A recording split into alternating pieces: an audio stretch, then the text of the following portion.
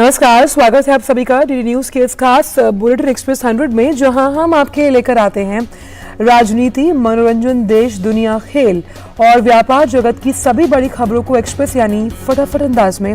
मैं हूं आंचल गुलाटी गुंबद। तो आइए देखते हैं खबरों को तेज रफ्तार के साथ।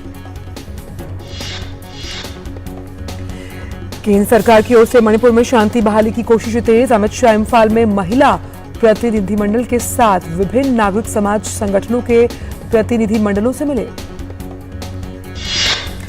केंद्रीय गृह मंत्री अमित शाह अपने 4 दिवसीय यात्रा के दौरान मणिपुर में आज महिला प्रतिनिधिमंडल से भी मुलाकात कर चुके हैं। मणिपुर के इम्फाल शहर में कर्फ्यू में ढील दिए जाने के साथ ही लोग जरूरी सामान खरीदने के लिए बड़ी संख्या में बाजारों में उमड़ पड़े। शहर के खैरामांबंद बाजार में लोगों की काफी भीड़ देखी गई।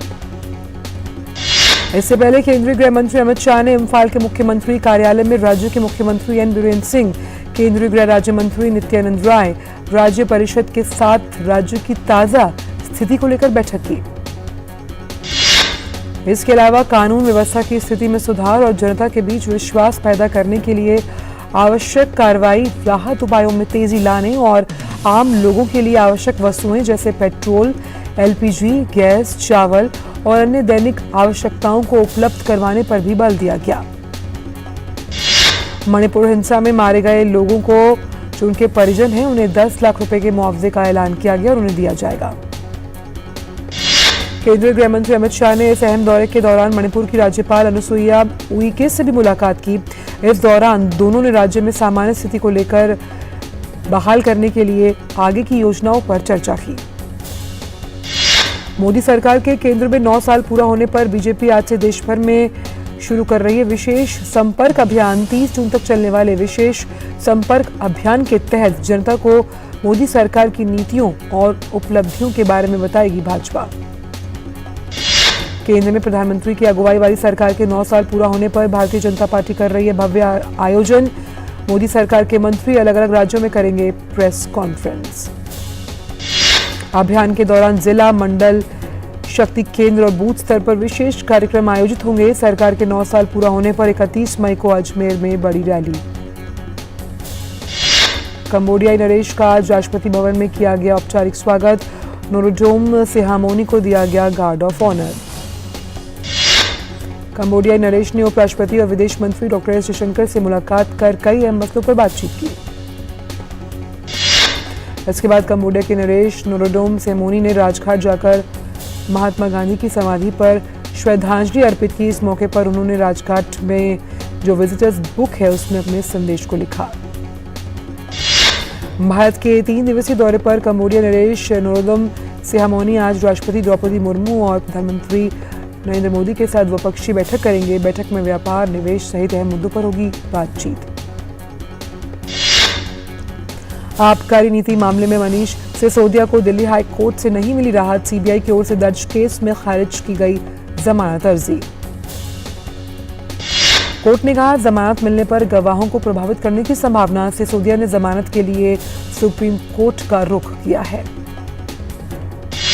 दिल्ली की राउज रेवेन्यू कोर्ट ने आबकारी नीति मामले में पूर्व मुख्यमंत्री मनीष सिसोदिया के खिलाफ ईडी की चार्जशीट पर आज सुनाना है फैसला। दिल्ली के शाहबाद डेयरी इलाके में साक्षी हत्याकांड के आरोपी साहिल को पुलिस ने 2 दिन की पुलिस रिमांड पर भेजा है। दिल्ली के शाहबाद डेयरी इलाके में 16 साल की लड़की को चाकू मारकर जघन्य हत्या करने के मामले में आरोपी साहिल का जो साक्षी हत्याकांड है उसने सबके दिल को दहलाकर रख दिया। झारखंड में कांग्रेस विधायक प्रदीप यादव से जुड़े ठिकानों में आज ईडी ने की छापेमारी। नवंबर 2022 में आयकर विभाग ने की छापेमारी। अदालत ने ईडी की दलीलों को सुनने के बाद फैसले के लिए 30 मई की तारीख तय कर फैसला किया सुरक्षित।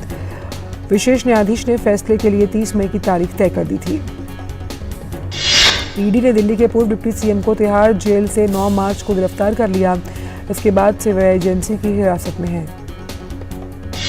रक्षा मंत्री राजनाथ सिंह की नाइजीरिया यात्रा का आज आखिरी दिन। राजनाथ सिंह की अबुजा में बांग्लादेश के ग्रामीण विकास और सहकारिता मंत्री मोहम्मद तजुल इस्लाम के साथ हुई अहम बातचीत। दोनों नेताओं ने द्विपक्षीय संबंधों को आगे बढ़ाने और मजबूत करने के लिए अपनी सरकारों की प्रतिबद्धता व्यक्त की। रक्षा मंत्री राजनाथ सिंह, नाइजीरिया के निर्वाचित राष्ट्रपति बोला अहमद तिनुबू शपथ समारोह में हुए शामिल। तिनुबू ने हजारों लोगों की उपस्थिति में राष्ट्रपति पद की शपथ ली। भारत की G20 अध्यक्षता के अंतर्गत स्टार्टअप 20 सहभागिता समूह की तीसरी बैठक 3 और 4 जून को गोवा में होगी आयोजित। निर्वाचन आयोग ने मध्य प्रदेश, छत्तीसगढ़, तेलंगाना, राजस्थान और मिजोरम में आगामी विधानसभा चुनाव को ध्यान में रखते हुए मुख्य निर्वाचन अधिकारियों से मतदाता सूची को अपडेट करने के लिए नए सिरे से विशेष संक्षिप्त समीक्षा करने के लिए कहा। चुनाव आयोग ने 5 मुख्य निर्वाचन अधिकारियों को लिखे पत्र में कहा कि इन राज्यों में इस साल के अंत में विधानसभा चुनाव होने वाले हैं। उसने जन प्रतिनिधित्व अधिनियम के प्रावधानों का हवाला देते हुए कहा कि हर राज्य में विधानसभा चुनाव से पहले योग्यता तिथि के संदर्भ में मतदाता सूची को संशोधित किया जाना चाहिए। पत्र में कहा गया कि 1 अक्टूबर 2023 को या उससे पहले 18 वर्ष के होने वाले अधिक से अधिक योग्य नागरिकों के पंजीकरण और मतदाता सूची में सुधार के उद्देश्य से आयोग ने 1 अक्टूबर 2023 को योग्यता तिथि मानते हुए फोटो मतदाता सूची का दूसरा विशेष सारांश पुनः निरीक्षण करने का निर्णय लिया। राजस्थान में अशोक गहलोत और सचिन पायलट के बीच हुई सुलह। पार्टी आलाकमान के साथ करीब 4 घंटे की लंबी चर्चा के बाद कांग्रेस महासचिव के.सी. वेणुगोपाल ने कहा, अशोक गहलोत और सचिन पायलट दोनों ने एकजुट होकर चुनाव लड़ने का लिया फैसला। विदेश मंत्री एस जयशंकर ने भारत दौरे पर आए ब्रिटिश मंत्री लॉर्ड तारिक अहमद से ब्रिटेन में भारत के राजनयिक मिशन की सुरक्षा सुनिश्चित करने और लोकतांत्रिक स्वतंत्रता के दुरुपयोग को रोकने के लिए कहा। ब्रिटेन के विदेश राष्ट्रमंडल और विकास मामलों के राज्य मंत्री लॉर्ड तारिक अहमद के साथ एक बैठक के दौरान विदेश मंत्री एस जयशंकर ने लंदन में भारतीय उच्चायोग में चरमपंथियों द्वारा की गई तोड़फोड़ के मुद्दे को उठाया। बैठक में FTA और दक्षिण एशिया से लेकर हिंद प्रशांत और G20 तक कई मुद्दों पर विस्तार से हुई चर्चा। FTA को लेकर भारत और ब्रिटेन के बीच 9 दौर की बातचीत हो चुकी है। कांग्रेस अध्यक्ष ने पार्टी नेताओं के एक प्रतिनिधिमंडल के साथ आज दिल्ली में राष्ट्रपति भवन में राष्ट्रपति द्रौपदी मुर्मू से मुलाकात की। अमृतसर से कटरा जा रही बस झज्जर कोटली के पास गहरी खाई में गिरी, 10 लोगों की मौत, राहत और बचाव काम जारी, राष्ट्रपति ने जताया शोक। जम्मू कश्मीर में आतंकियों ने सोमवार की रात अनंतनाग जिले में टारगेट किलिंग को अंजाम देते हुए उधमपुर के एक नागरिक की हत्या कर दी। पुलिस के मुताबिक आतंकियों ने उधमपुर निवासी दीपू को गोली मार दी। महाराष्ट्र के ठाणे में शीलफाटा इलाके में रॉयल क्लासिक होटल के पास एक गोडाउन में आग लगी। आग 3 गोडाउन तक फैल गई। हादसे में किसी के हताहत होने की सूचना नहीं। महाराष्ट्र के पुणे में CDS जनरल अनिल चौहान ने NDA की पासिंग आउट परेड की समीक्षा की। देश भर में आज श्रद्धा और उल्लास के साथ मनाया जा रहा है गंगा दशहरा। वाराणसी और हरिद्वार में गंगा दशहरा के अवसर पर श्रद्धालुओं ने गंगा में पावन स्नान किया।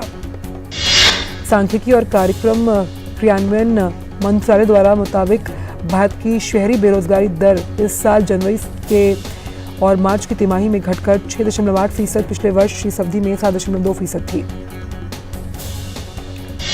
भारत सरकार ने मूल्य निर्धारित नीलामी के माध्यम से 33,000 करोड़ रुपए की अधिसूचित राशि के लिए सरकारी प्रतिभूतियों की नीलामी की घोषणा की। इनमें सरकारी प्रतिभूति 2028, 2033 और 2052 शामिल। इंटरनेशनल मार्केट में क्रूड ऑयल की कीमत तेजी का रुख दिखा रही है। ब्रेंट क्रूड $78 प्रति बैरल और WTI $74 प्रति बैरल के करीब। शेयर बाजार 62,839 के स्तर पर खुला। लेन देन शुरू होने के कुछ देर बाद सूचकांक ने 63,000 के स्तर को भी किया पार। निफ्टी भी मामूली 8 अंकों की बढ़त के साथ 18,606 पर। कारोबार की शुरुआत में कुछ ही देर में सूचकांक छलांग लगाकर 18,650 के स्तर को पार कर गया। श्रीलंका के सेंट्रल बैंक ने कहा कि स्थानीय रुपया LKR 26 मई तक अमेरिकी डॉलर के मुकाबले 19.8% मजबूत हुआ। प्रमुख फूड टेक कंपनी प्लक ने कुंवरजीत ग्रोवर को कंपनी हेड ऑफ ग्रोथ नियुक्त करने की घोषणा की।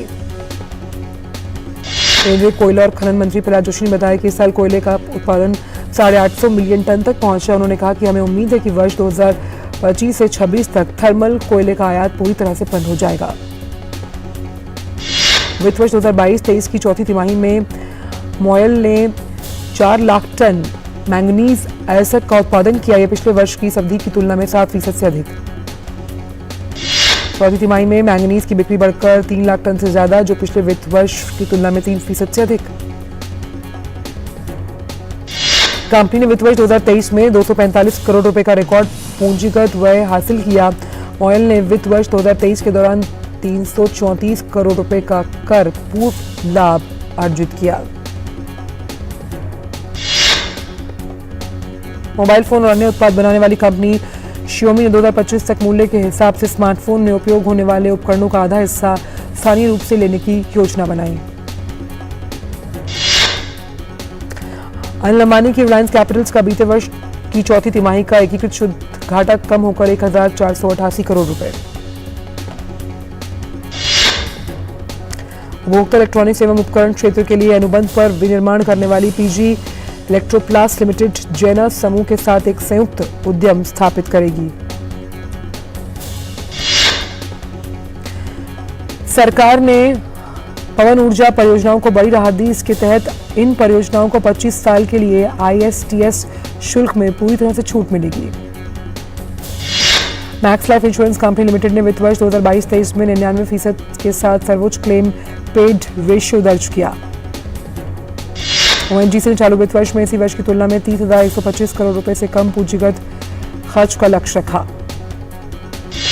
सिंगापुर के सरकारी स्वामित्व वाले निवेशक फंड टेमासेक होल्डिंग्स ने कहा कि उन्होंने क्रिप्टो करेंसी एक्सचेंजेस में अपने निवेश के लिए जिम्मेदार कर्मचारियों के वेतन में कटौती की है। वेनेजुएला के राष्ट्रपति और ब्राजील के राष्ट्रपति ने वेनेजुएला के खिलाफ अमेरिकी प्रतिबंधों का विरोध किया। लूला डा सिल्वा ने अमेरिकी प्रतिबंधों को बेहद अतिशयोक्तिपूर्ण करार दिया। साथ ही लूला ने मादुरो के वैधता को नकारने के लिए संयुक्त राज्य अमेरिका की आलोचना की। तुर्की के राष्ट्रपति ने संयुक्त राज्य अमेरिका से F-16 लड़ाकू जेट खरीदने की इच्छा को दोहराया। अमेरिकी राष्ट्रपति जो बाइडेन ने इसकी जानकारी देते हुए बताया कि राष्ट्रपति एर्दोगान अभी भी F-16 पर कुछ काम करना चाहते हैं। बाइडेन ने बताया कि उन्होंने एर्दोगान को स्वीडन के साथ समझौते की बात कही है। यूक्रेन में रूसी मिसाइल्स के हालिया हमलों के बीच राष्ट्रपति व्लादिमीर ज़ेलेंस्की ने अमेरिका के पेट्रियट एंटी मिसाइल सिस्टम की प्रशंसा की। राष्ट्रपति ज़ेलेंस्की ने कहा कि मिसाइल रोधी प्रणाली के कारण रूस के कई बड़े हमलों को नाकाम करने में सफलता मिली। रूस ने यूक्रेन की राजधानी कीव पर अब तक का सबसे बड़ा ड्रोन हमला किया। रूस ने इस महीने यूक्रेन की राजधानी पर अपना 16वां हवाई हमला किया। लीबिया की एक अदालत ने इस्लामिक स्टेट के 23 संदिग्ध आतंकियों को मौत की सजा सुनाई। इन पर घातक हमला करने का आरोप था, जिसमें मिस्र के काप्टिक ईसाइयों समेत दर्जनों जो लोग उनकी मौत हुई है। लीबिया के शहर मिसराटा की अपील अदालत ने 14 आतंकियों को उम्र कैद की सजा सुनाई। इन्हें समान आरोपों में दोषी ठहराया गया, जिसमें पुलिस की इमारतों और सार्वजनिक संपत्ति का नुकसान शामिल।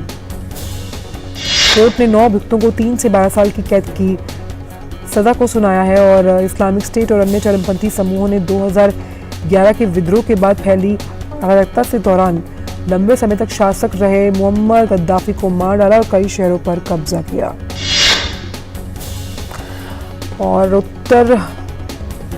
उत्तर कोरिया जून में अपना पहला सैन्य जासूसी उपग्रह लॉन्च करने के लिए तैयार।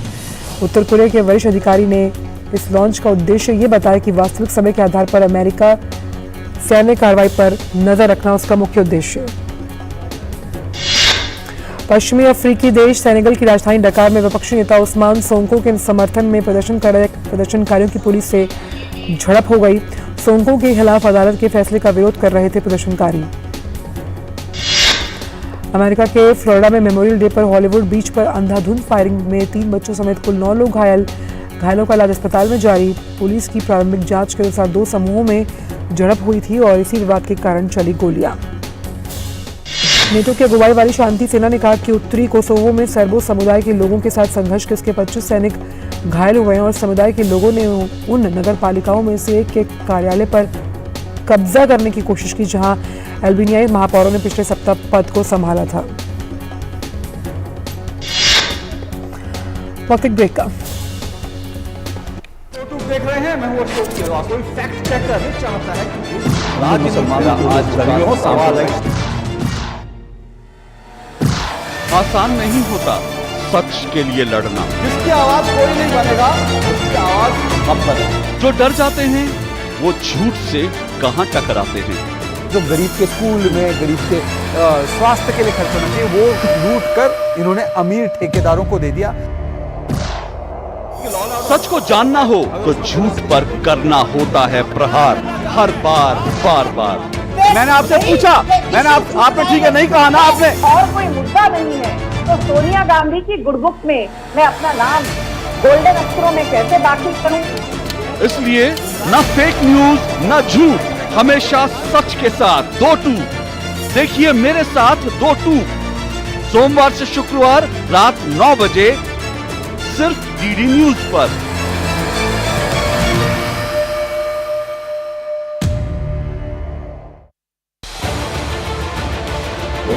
उत्तर से दक्षिण तक, पूर्व से पश्चिम तक, देश हो या दुनिया की खबर है तो पड़ताल जरूरी है। देखिए हमारे साथ मेरे पीछे भारत की सबसे एजेंडा भारत का रहा है और किस तरह से एक नई शुरुआत इस वक्त लोगों को अगर स्वरोजगार से आपने तो इसमें सोमवार से शुक्रवार दोपहर 3 बजे सिर्फ डीडी न्यूज पर। दिन भर की सुर्खियों से अलग खबरों की दुनिया और भी है। खबरें जो आपको दे नया नजरिया, खबरें जिसमें दिखे समाज की परछाई, ऐसी खबरें जो कहती हैं न्यू इंडिया की कहानी, खबरें जो है अनछुई, कुछ खट्टी कुछ मीठी, हम लाते हैं आपके लिए ढूंढकर। खबर हटकर सोमवार से शुक्रवार सिर्फ डीडी न्यूज पर।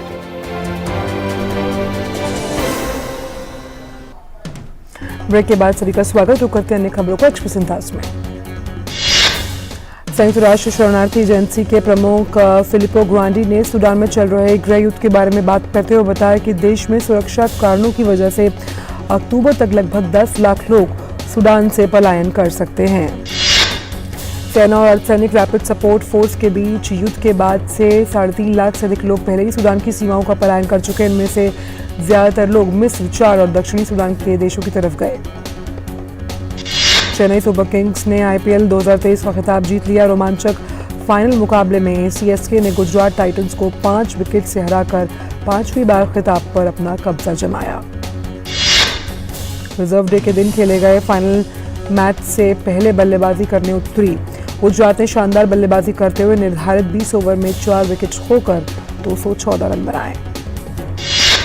बारिश प्रभावित इस मैच में चेन्नई को 15 ओवर में 171 रन का टारगेट मिला, जिसे सीएसके ने 5 विकेट खोकर 20वें ओवर की आखिरी गेंद पर हासिल कर लिया। चेन्नई को आखिरी 2 गेंदों पर 10 रन की जरूरत थी। रविंद्र जडेजा ने 5वीं गेंद पर छक्का और आखिरी गेंद पर चौका जमाकर चेन्नई सुपर किंग्स को 5वीं बार आईपीएल चैंपियन बना दिया। गुजरात टाइटंस ने युवा बल्लेबाज साई सुदर्शन की तूफानी बल्लेबाजी करते हुए आईपीएल के इतिहास में किसी अनकैप्ड खिलाड़ी द्वारा सबसे अधिक स्कोर बनाने वाले खिलाड़ी वो बने। उत्तर प्रदेश में चल रहे खेलो इंडिया यूनिवर्सिटी गेम्स में जैन यूनिवर्सिटी के तैराक शिवा श्रीधर ने सोमवार को आयोजित तैराकी प्रतियोगिता के अंतिम दिन 2 स्वर्ण पदक जीतकर अपने अभियान को समाप्त किया। उनकी इस जीत ने जैन यूनिवर्सिटी को अंक तालिका के शीर्ष पर पहुंचा दिया। खेलो इंडिया यूनिवर्सिटी गेम्स में खेले गए तैराकी स्पर्धा में जादवपुर यूनिवर्सिटी की सृष्टि उपाध्याय ने महिलाओं की 200 मीटर बटरफ्लाई में स्वर्ण पदक जीता। लड़कों के नौकायान में गुरु नानक देव यूनिवर्सिटी अमृतसर ने स्वर्ण पदक अपने नाम किया। पंजाब यूनिवर्सिटी चंडीगढ़ को रजत पदक मिला। कुश्ती में लड़कियों के 57 किलो वर्ग में चौधरी बंसीलाल यूनिवर्सिटी की कल्पना ने पंजाब यूनिवर्सिटी की रुपिंदर कौर को मात दी। वहीं कुश्ती में ही लड़कों के 127 किलो वर्ग में अक्षय ने तकनीकी दक्षता के आधार पर स्वर्ण पदक जीता। ट्रैक एंड फील्ड इवेंट में शिवाजी विश्वविद्यालय के कुशल कुमार ने 100 मीटर की दौड़ में स्वर्ण पदक जीता। खेलो इंडिया यूनिवर्सिटी गेम्स में महिलाओं के 10,000 मीटर दौड़ प्रतियोगिता में रेशमा दत्ता ने स्वर्ण पदक अपने नाम किया। लड़कों की 10,000 मीटर में राजस्थान यूनिवर्सिटी के प्रदीप कुमार ने स्वर्ण पदक जीता। 22 बार की ग्रैंड स्लैम विजेता सर्बिया के नोवाक जोकोविच ने फ्रेंच ओपन में अपने अभियान की शुरुआत शानदार जीत से की। फ्रेंच ओपन के पुरुष एकल में दुनिया के नंबर 1 टेनिस खिलाड़ी कार्लोस अल्काराज ने जीत हासिल करते हुए दूसरे दौर में जगह पक्की कर ली है। इटली के टेनिस खिलाड़ी जेनिक सिनर फ्रेंच ओपन के पुरुष एकल के दूसरे दौर में पहुंचे। स्विस टेनिस खिलाड़ी स्टैन वावरिंका ने फ्रेंच ओपन के पुरुष एकल स्पर्धा के दूसरे दौर में जगह बना ली। वहीं इसी ओपन में खेले गए एक अन्य मुकाबले में एकल मैच में कैमरून नोरी ने जीत हासिल करते हुए दूसरे दौर में वो पहुंचे। फ्रांस की टेनिस खिलाड़ी कैरोलिन गार्सिया ने फ्रेंच ओपन के महिला एकल स्पर्धा में दूसरे दौर में जगह बनाई। इसी ओपन के ही महिला एकल में खेले गए एक अन्य मैच में लचमिन के जेलेना ओस्टापेंको ने जीत हासिल करते हुए प्रतियोगिता के दूसरे दौर में वो पहुंच गए। एक्टर डांसर राघव जुएल अगली बार सिद्धांत चतुर्वेदी के साथ एक्शन थ्रिलर फिल्म युद्ध में नजर आएंगे। फिल्म आदिपुरुष का दूसरा गाना हुआ रिलीज। फिल्म के पहले गाने जय श्री राम को लोगों ने किया था पसंद। फिल्म निर्देशक प्रशांत वर्मा ने आगामी फिल्म हनुमान का पहला जो सिनेमैटिक्स यूनिवर्स है उसे लॉन्च किया। बॉलीवुड अभिनेता मनीष पॉल की वेब सीरीज एफओ चक्कर का टीजर और पोस्टर हुआ रिलीज। एफओ चक्कर से ओटीटी में डेब्यू कर रहे Manish Paul. Film the Kerala story ने चौथे वीकेंड में 11 करोड़ से ज्यादा की कमाई की। फिल्म पहुंची 224 करोड़ के क्लब में। अभिनेता फरदीन खान फिल्म विस्फोट के जरिए बॉलीवुड में कर रहे हैं कमबैक। 13 साल बाद बॉलीवुड में कमबैक कर रहे हैं फरदीन खान। ऑस्कर 2023 में नाटू नाटू गाने की ऐतिहासिक जीत के बाद संगीतकार एमएम कीरावनी मलयालम फिल्म जादूगर में काम करने वाले हैं। 27 साल बाद मलयालम फिल्म उद्योग में वापसी कर रहे हैं कीरावनी। एक्सप्रेस 100 में इतना ही। दीजिए इजाजत। नमस्कार।